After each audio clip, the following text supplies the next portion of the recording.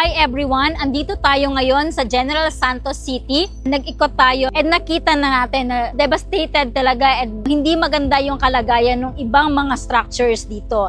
Karamihan ng mga mall may mga damages. So karamihan din ng mall sa ngayon, 1 week after the earthquake ay sarado pa rin. And andito ako ngayon sa harap ng Chicken House. Chicken House is isa sa mga restaurants dito sa Gensan na lagi naming dinadayo, lagi naming pinupuntahan. Ako personally, lagi akong andito sa building na ito every time na nandito ako sa Gensan. Hindi kami umuwi nang hindi kami nakakain here. Nakita namin kung paano ito lumaki. They started from a small structure dati and napatayo nila itong building nila. Sobrang nakakalungkot lang na isa sa mga buildings na malapit sa puso mo ay nag-collapse. And andito naman tayo ngayon sa may Jollibee sa General Santos City pa rin. Isa sa mga gumuhong buildings dito. So this is a 3-story structure din na talagang gumuho from 3rd floor hanggang baba. So ito po yung natira sa Jollibee.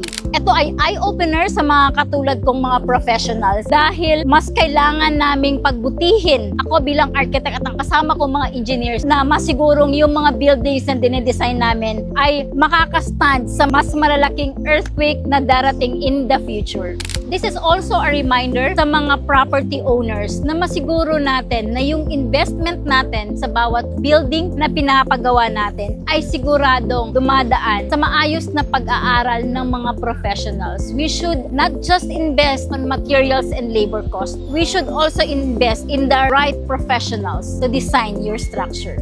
This is Riza, your architect with a heart.